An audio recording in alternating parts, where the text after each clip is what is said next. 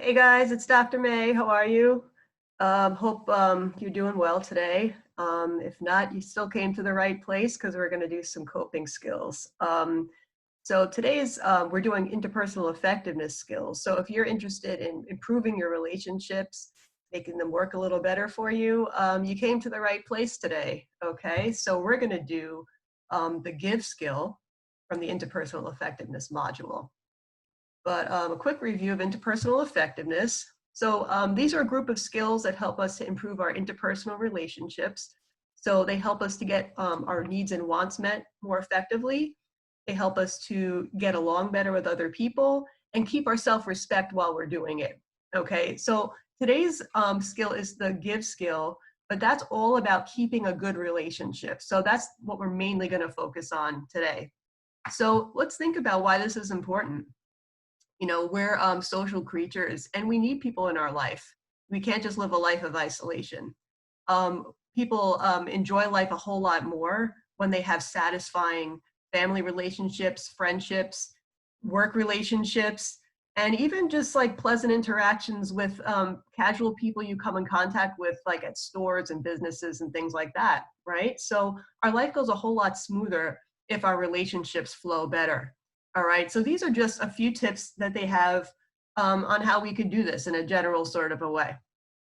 All right, so what does GIVE stand for? Be gentle, act interested, validate, and use an easy manner. All right, so let's go over these one by one just to make it clear. All right, so be gentle. So just like those hands are gently cradling that little bird, all right, we want to be gentle with people. Sometimes we forget that other people are just as sensitive as we are.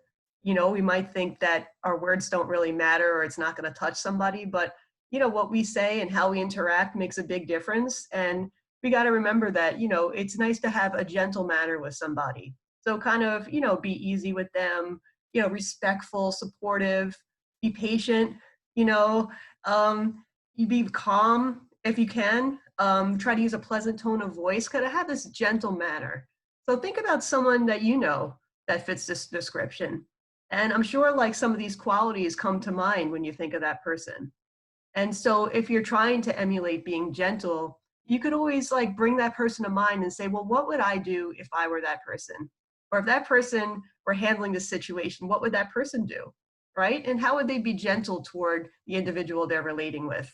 And what does it feel like for me when people are a little gentler with me? Right? And doesn't that feel good a lot of the time?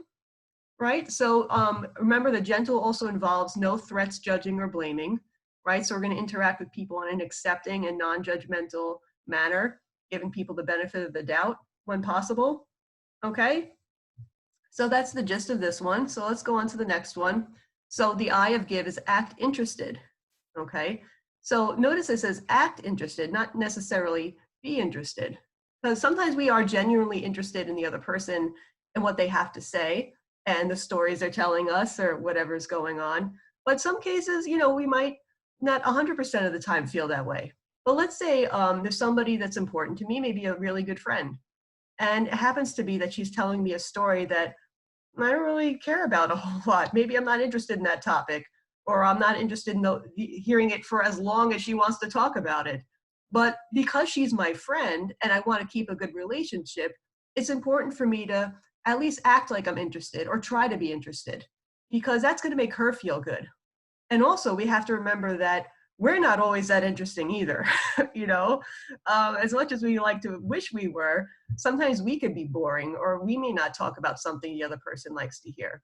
But it always feels good to us when somebody shows an interest in what we have to say, or they at least make an effort to listen. Okay, so it's got to go both ways. Um, and one thing you could also do to act interested is to, you know, kind of ask some follow-up questions, you know, so instead of just like a right? Show some body language, make eye contact, and maybe say, oh yeah, tell me more about this part, or what did you mean by that? Or, oh wow, that sounds like, you know, so add some things to the conversation that shows your interest, right? Maybe put down that cell phone and just give them your full attention. And that shows a lot of interest. Okay. And it really makes someone feel good, especially in this culture of multitasking and electronics and things like that. Like getting someone's full undivided attention is super valuable. Okay, and that's something that we could provide if we're willing. Okay, so next, validate. Okay, so validation is frequently talked about in DBT just because it's like so important and it's such a really a valuable and validating interpersonal skill. So validation um, has a few steps to it. First, it involves putting yourself in someone's shoes. So what does that mean? Imagining yourself from their perspective. So instead of just seeing it through your own lens or your own worldview, try to imagine like what they've been through or what they're experiencing and how life looks to them right now. Okay, so that's the step one. Step two, try to understand their feelings and imagine how maybe their circumstances that they're in or past things they've been through are influencing how they're reacting right now. So you may not necessarily agree with the person's actions, but maybe you could kind of understand what's behind it, okay, and what's influencing their feelings, what's influencing their behavior. And that's the part you could validate. All right, so then step three is to show the person some level of acceptance that you understand and accept the reason why they're feeling the way they're feeling, and try not to judge it. You know, it may not be your reaction, but it's their reaction, and there's diversity here. And it's okay for everyone to have a different point of view or a different response to a situation based on the context of their life. Okay, and step four, take the step to communicate that to the person. So if it's appropriate and you think the person will be able to hear you out, try to show them how you're understanding their point of view and how what they're doing makes sense to you, even if you don't agree with it. All right. And that makes a lot of headway in terms of reaching across the aisle, so to speak. So you could validate someone even who's very different from you or has a very different worldview. Because if you could find that kernel of truth and you could communicate it to the person, now you're making a connection. Whereas if you just stick with your way and they just stick with their way, it's much more likely to have a conflict. Okay, so validation is super important. There's also going to be another video that goes into all things validation in great detail, but I'm going to save that for later. Okay, but just kind of get the gist of what validation means here and see if you could also put that into practice when you're trying to improve a relationship that you have. Okay, so the E in give, related to be gentle, right? This is use an easy manner. So mannerisms, think about, has to do with body language. It has to do with tone of voice, facial expression, just the approach that you have. So smile, right? It kind of smooths things over a lot. Put a gentle, easy sense of humor into something, maybe to lighten it up if it's appropriate.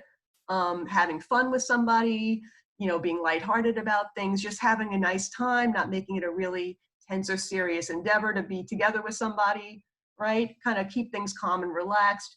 Like the people in the picture, they're just, you know, having a nice time together. And that's the important basis of a lot of our relationships, right? To just have that nice, easy flow. Okay, so the give challenge, okay? As you probably can guess, using the give skills may be fairly easy if you like the person you're with, right? Maybe it's somebody that you're getting along with, that thinks along the same lines as you, that is acting in the way you want them to act, that's treating you respectfully, right? So when those things are occurring, chances are you've probably practiced give already. You know, it's very easy to practice give when things are going well. However, the challenge that I'm going to present to you guys is to see if you could apply give to other more difficult situations or with difficult people that maybe you have some struggles with. Okay, so how can we use give a greater percentage of the time than we're doing already? All right, so give is hard when you don't really like the person. Maybe the person annoys you, or the person pushes your buttons, or they're just not your favorite, right? Or maybe you're in a conflict with that person. And it's hard to remember that when you're not in the conflict, you actually really like the person, right? You have to keep that full picture in mind that the same person I'm arguing with could be the same person that I really love at other times. And that remembering that could help you use give.